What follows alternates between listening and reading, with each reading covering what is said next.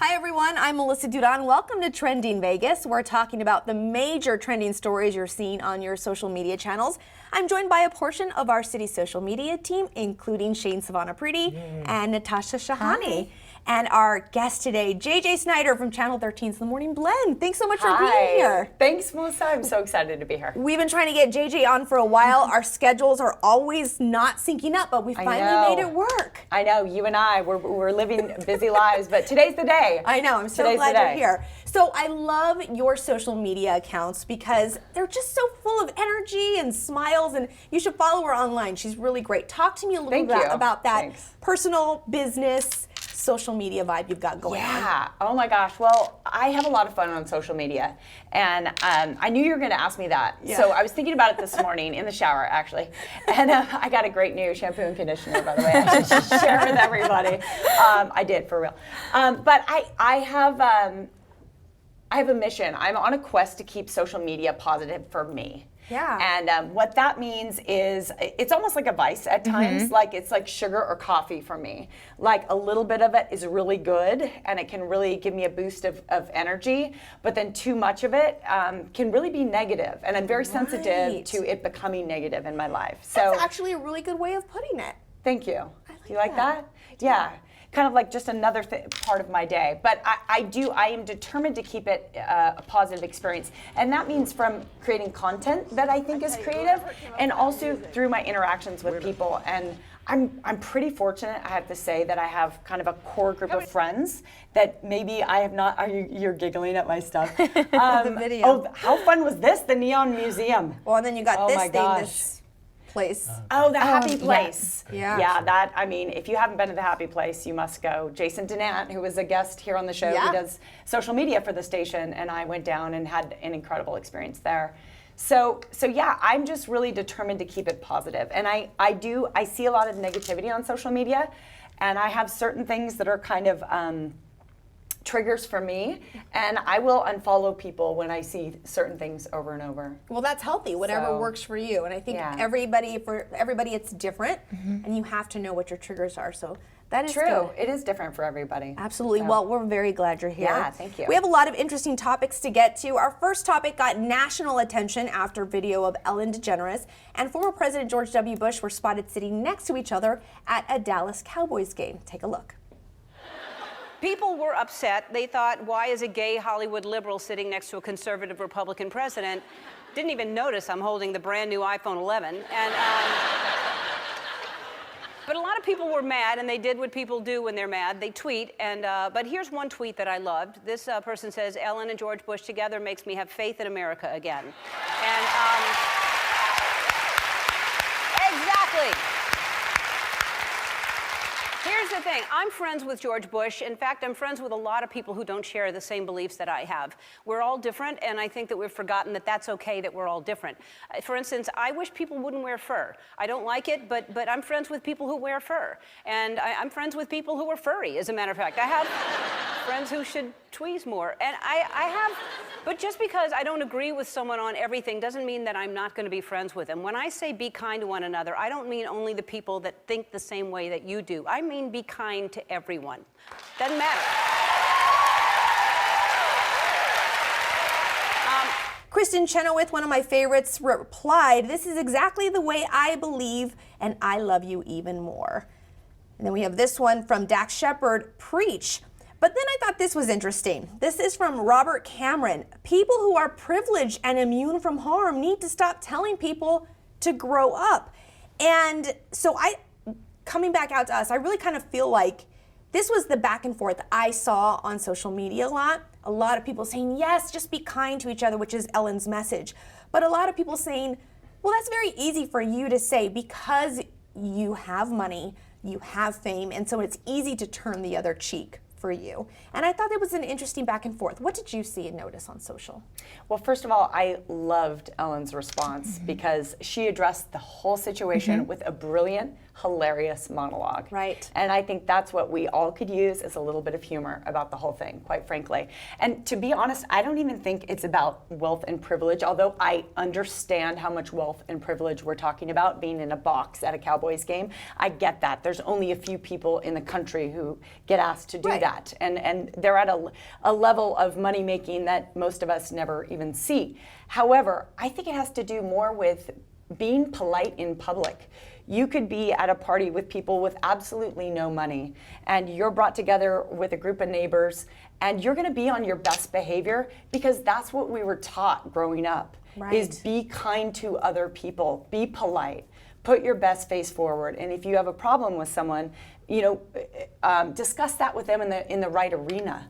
But at a public event, Right. What did they expect her, those who were against her, what were they expecting her to do? Turn her back against him? I don't understand what people were expecting her to do, Natasha. I mean, she was a Packers fan, like that whole monologue was, I am a Packers fan sitting in the Cowboy owner's suite. So like already, like she's kind of a little out of place and she's secretly cheering for her team in the midst of all of the Cowboy fans. But I mean, it is true, not a lot of people get that experience, but you're not going to go sit down, no matter what you feel about his presidency. That is not the arena to have it. And I did see a couple articles that talked about privilege because it was the same week, or very closely to the hug of the police officer who shot the man, thinking it was her apartment, in the courtroom. And in the courtroom. Yes. And so they were almost comparing the two and tying it back to privilege.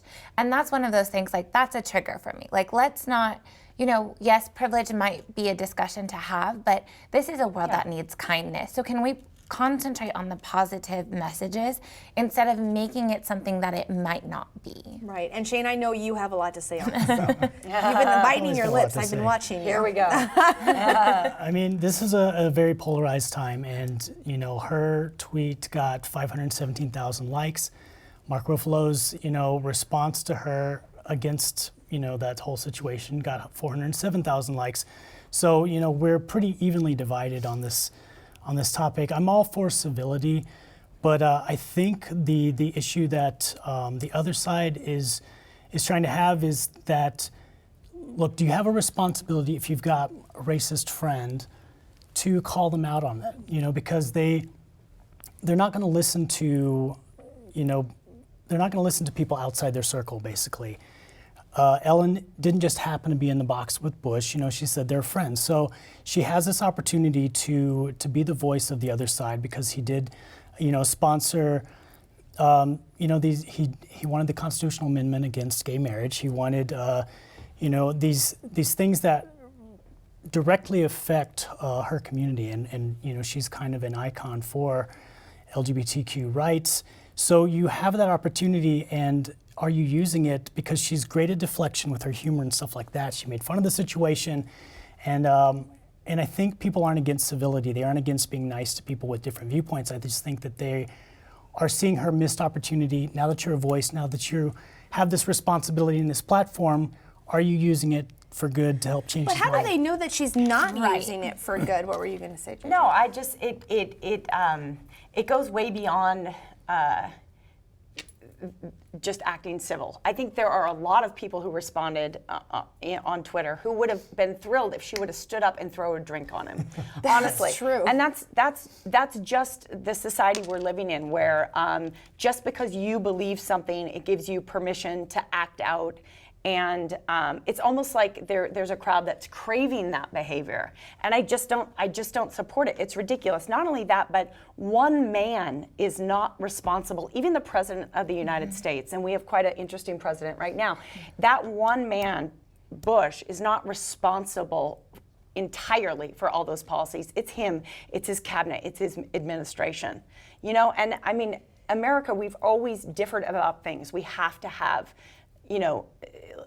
We have to have civility, like, above all. I think it brings up the fact that we just have to be open to talking with each other and not turning our backs on each other, not expecting us to just split ways unless you walk your way, I'll walk mine. We have to keep those doors open, to keep talking, to keep that dialogue moving along if we want to make progress in any situation. So I think it does start with Evelyn saying, listen, we may differ, but we're going to be kind, and I'm going to be kind, and that's what I'm all about. So, very interesting topic. Can we just touch back, because you just made me think on something, like, even if Ellen is a representative of the gay community, and certainly she is, for sure, isn't it probably better strategy for her to be on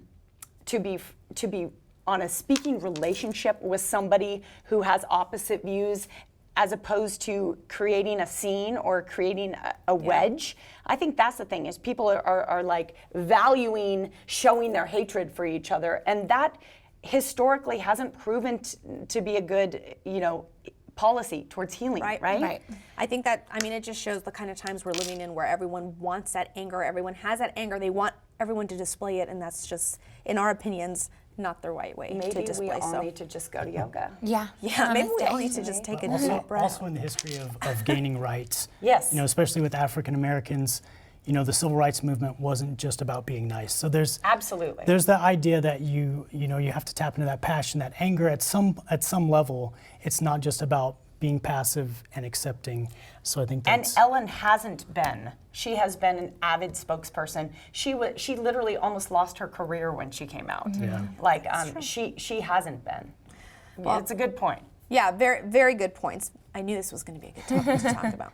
All right, guys, next topic is one that got some attention on social media, just a little bit of attention, but I really think it's going to be seeing a lot more momentum after a local mom started a petition to increase lunchtime at local schools. Currently, many schools only have 20 minutes to let their kids eat. So far, more than 5,000 people have signed this petition. Here are some of the things on social media that we're seeing. This is the RJ story. District regulations specify that schools designate at least 20 minutes for lunch. How schools structure lunch and recess beyond that is largely up to them. And then we just have more of county commissioners, Clark County School District and State of Nevada Educational Board, 1 hour lunch recess. They're pushing for an entire hour. I can't agree with this more, especially for kindergarten, 25 to 30 minutes. Have you tried getting a 5 or 6-year-old to sit and eat within 20 minutes? Good luck.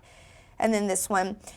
I totally agree, especially elementary kids need more time for lunch. So I thought this was interesting because I have a 5-year-old at home and he has come home with half-eaten lunches, and my child eats. He eats everything in front of him. And when I say, what is going on? He said, there's just no time, Mama. I don't have time to eat. They only give us like 20 minutes is how he says. And so I thought this was interesting. Lunchtime for me was the best time of the day. That's when you flirt. It's when you find out who likes you. It's when you go outside and play. I feel like schools are in a no-win situation. I've volunteered at my son's school, and them trying to rotate the kids out of the cafeteria with as many kids as they have, it's a daunting task. And I would doubt that parents would be okay with increasing the school day. So I don't know. I feel like it's a no-win situation, but I personally would like to see I would like my son's lunchbox to be empty when he comes home. Shane, let me start with you. What are your thoughts on this? 20 minutes is the minimum set by the state agricultural department. So I think that they could probably do more, because 20 minutes is not a lot of time. If that was entirely the time that they had to eat, fine, but they have also got to get into their chairs.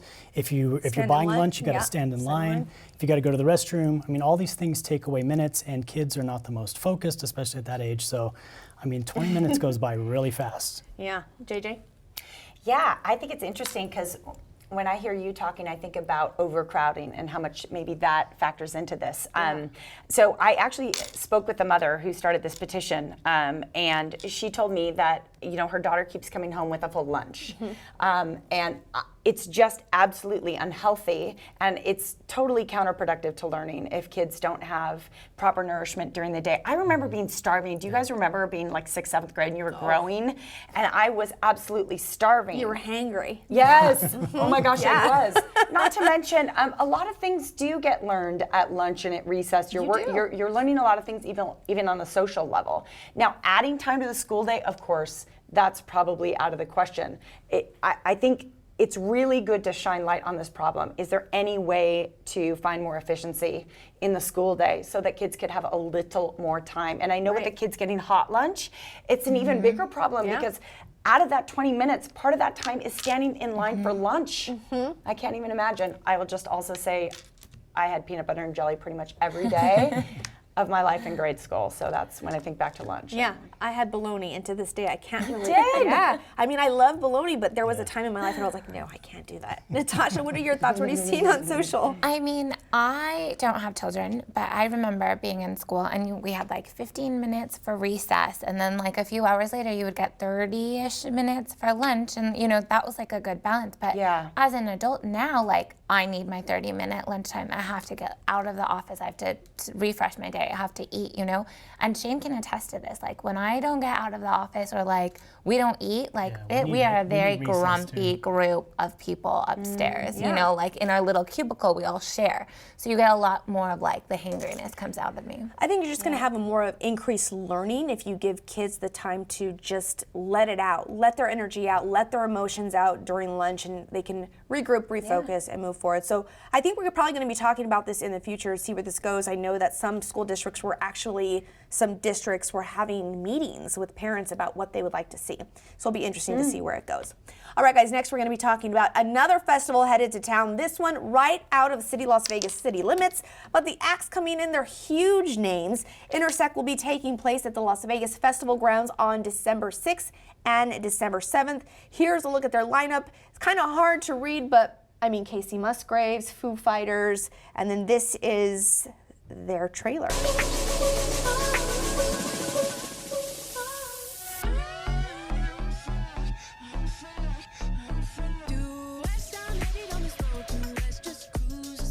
So it's going to be a little bit of everything, right? Some digital technology mixed in with some good music. Natasha, you actually know the full story behind this. This started out as part of the Amazon Web Services, their conference, right? They would put on this conference for, I guess, their attendees. Right. But they decided to expand that. Yep, so this conference has been happening in Las Vegas since 2012, and we know how conferences and conventions go around here. People bring in huge names for their after parties. So this was technically like their after party that for the first time they are opening to the public. So they're selling tickets, they're turning it into a whole 2-day event, they're incorporating some like exhibitions and like art things into it and trying to make it a big festival in Las Vegas. This is the second new festival in the next 2 months that is happening on those grounds. And I mean, we're just expanding. So it's cool to see Las Vegas become like a hub for such cool music festivals and a lot of first-time music festivals, you know.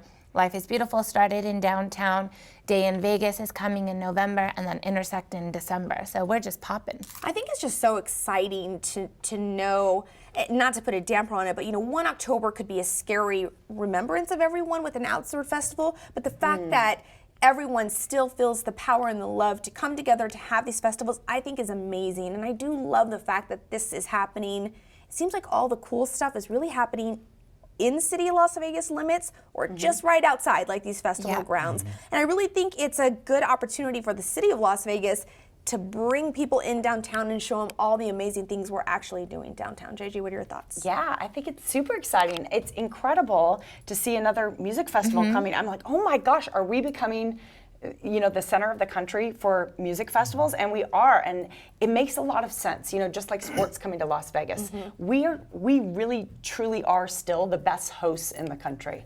Yeah. I mean, if you've traveled to another city and had, you know, like a tourist experience, you realize, wow, we really do know how to do this. We're spoiled here. And we're organized. Absolutely. And the weather for an outdoor festival, In amazing. December. Now, December is so amazing, though. Yeah. Guys, before we go, we're going to make this quickly. I just want to talk about Fremont Street East Canopy opened up. They have a new canopy. Here's some video from it. Pretty amazing. I mean, how realistic does that look?